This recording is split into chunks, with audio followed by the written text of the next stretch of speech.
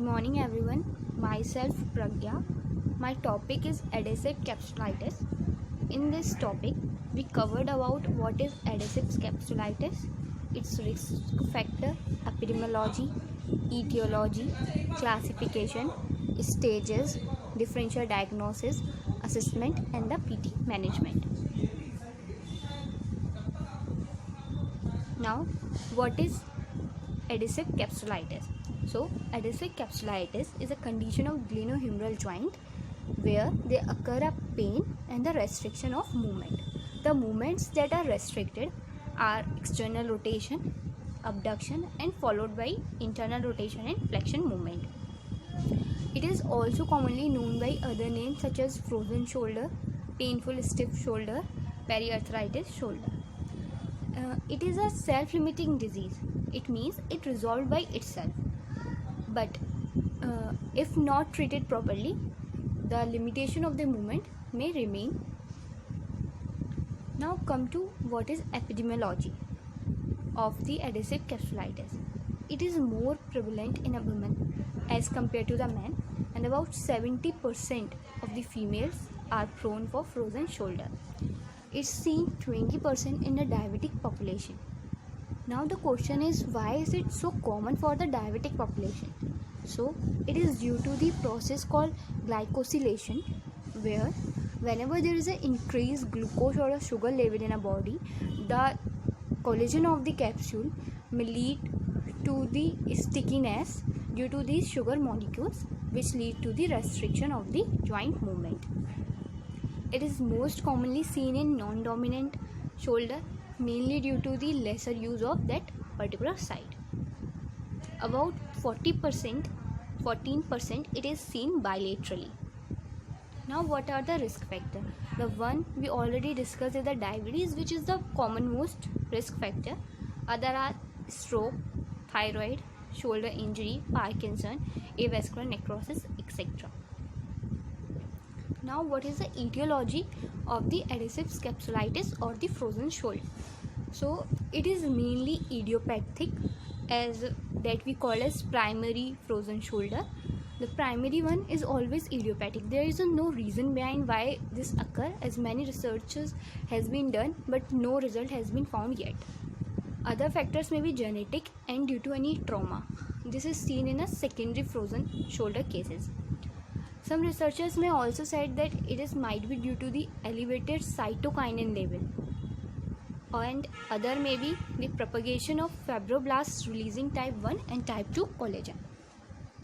The other probable hypothesis behind this may be pain and immobilization, as if there is any injury in the part of the arm or near the shoulder, it may become more prominent that the patient does not want to move that part due to the pain. So this may further on lead to the frozen shoulder. The other is a posture. So any alteration in the posture, that may be altered and leads to the loss of tension of superior joint capsule and the coracohumeral ligament, may lead to the frozen shoulder. And such altered postures may be forward neck posture, rounded shoulder and kyphosis of thorax, etc. Other reasons may be periarthritis, degeneration, etc. Now come to the classification. So frozen shoulder is divided into primary and secondary, as we already discussed that primary one is a idiopathic and the secondary one depends upon different factors such as systemic factor, that any systemic disease that may lead to frozen shoulder such as diabetes. The extrinsic factors may like Parkinson, and the intrinsic factors such as rotator cuff pathologies. The next classification is depend on the degree of irritability. So the intensity of the pain has described it into the high irritability, moderate irritability and the low irritability. Now C-REX classified it into the 3 stages. According to C-REX, there is a 3 stages. The stage 1, where patient complained of the pain on their lateral vertical region, but this pain is not extended below and patient can easily lie on the affected side. But in the second case, the pain is at the same level but the patient is unable to lie on the affected side. And in the third most, the pain is very severe that patient may unable to lie on the affected side, and along with there is a extension of the pain below the elbow. The last classification is the conventional classification, which divide the frozen shoulder into the two parts, the acute stage and the chronic stage. In the acute stage, there is a pain in that lateral brachial region, and there is a restriction mainly due to the muscle spasm. While in a chronic stage, there is a no rest pain or a night pain the patient may feel, but the pain is localized to that lateral brachial region, and the pain may occur during the overhead activities or at the end range of the activity.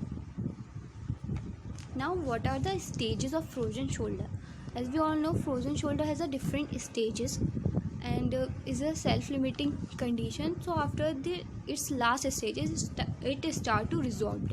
So according to some, there are the 3 stages, while others there are 4 stages. So the 4 stages are the stage of pain or inflammation, stage 2 freezing, 3 frozen, and 4 thawing. While those who categorized it into the 3 stages that are freezing, frozen, and thawing stage. The stage 1, that is a painful stage. Here the patient may complain of the pain at their deltoid insertion region, and there is a pain in night. In stage 2, that is the freezing stage, there is a night pain along with the stiffness and the limited range of motion, and the motion that are limited, that are internal rotation, external rotation, and the abduction, and patient may find it difficult to do their normal ADLs. The third stage is a frozen stage, where they have found a profound stiffness and the significant loss of range of motion. ADL are still affected, and the pain may occur at the end of range of motion. But in this stage, the night pain start to settle down.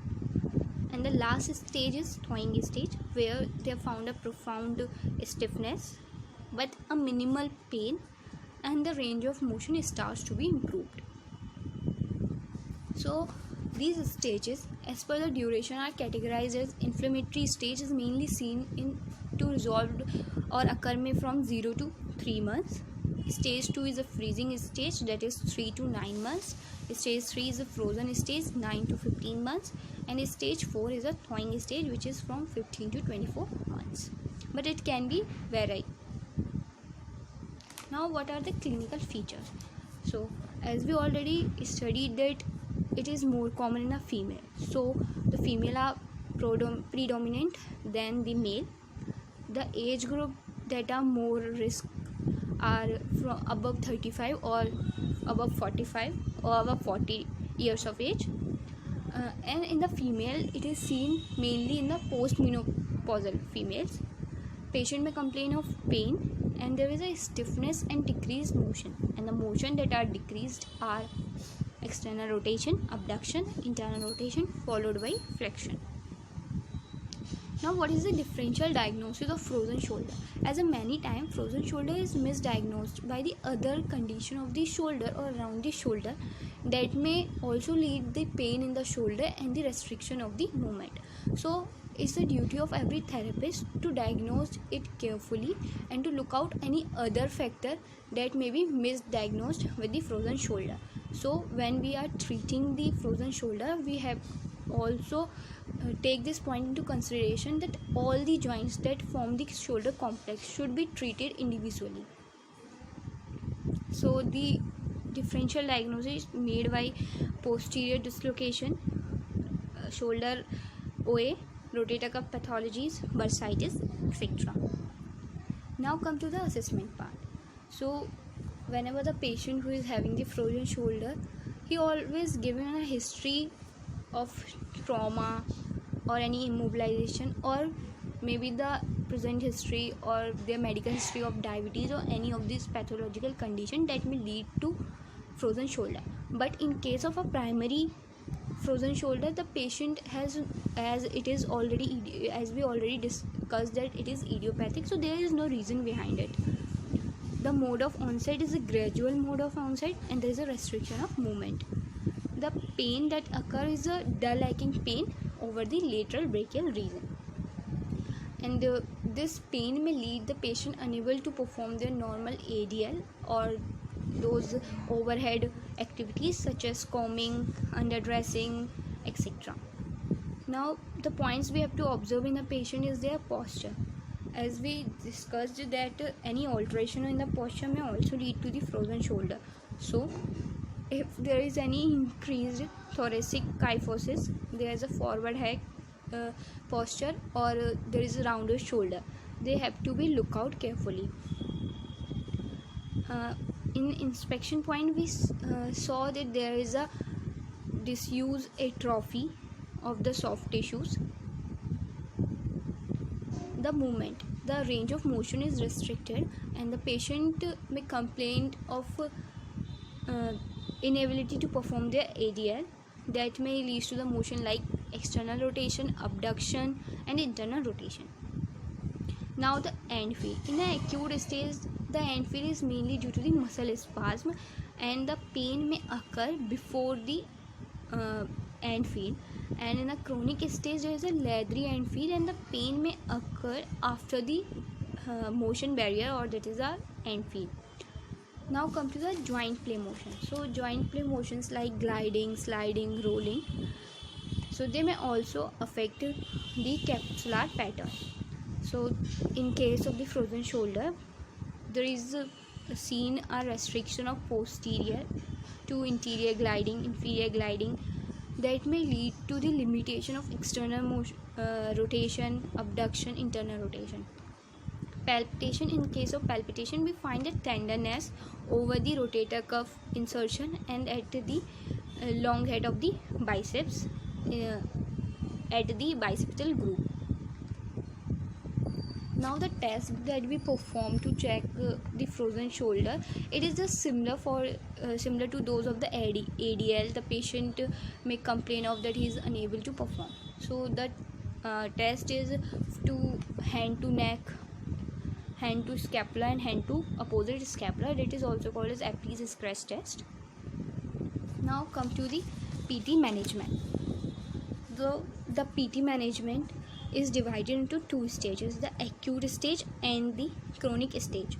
In the acute stage, there is a pain at the rest, and the pain and the restriction is due to the muscle spasm. So our aim is to resolve the pain and the spasm, prevent and correct the stiffness, prevent the atrophy, and correct the patient posture. So for the treatment, first we apply the ice, as it is a case of acute stage, and followed by the ice therapy. We provide grade 1 and grade 2 glide. The exercise that are given to the patient are the Codman's exercises, that are also known as pendular exercises, band exercises, towel exercises, finger ladder, PNF. Postural correction may also be required. So for the postural correction, patient may ask for the chin tuck exercise. So here is some of the exercises. The first one is the Codman exercises. The second one is twisting outward. It is for internal and external rotation. The third one is chin tucks. The other exercises may involve the arm overhead supine position में, kneeling, quadruped position, shoulder pulley, shoulder V, cross body reach, armpit stretch, outward rotation, inward rotation, sleeper stretch, towel exercise, band exercise, TheraBand exercise. Now the strengthening protocol, the strengthening is to be performed for the rotator cuff and deltoid, trapezius, serratus anterior. The important point is that all the exercise should be performed in a closed pec position followed by open pec position, and all the joint that form the shoulder joint complex should be treated individually along with the scapular motion. So here it is the self mobilization techniques that are given to the patient so that he can self glide. Now come to the chronic stage. In the chronic stage, there is a restriction of the motion due to the capsular pattern, and the pain may be occurred during the activities but not in the rest. So our aim is to increase the extensibility of the joint capsule, strengthen the muscles, return to the activities, and prevent the reoccurrence. The exercises remains the same. Other than that, there are some of the electrotherapy modalities that can be used, such as deep heating modalities such as ultrasound, short wave diathermy, microwave diathermy, and among all those, ultrasound has the better result that helps in the extensibility of the collagen fiber of the joint capsule, and the passive mobilization that is given by the therapist. Thank you.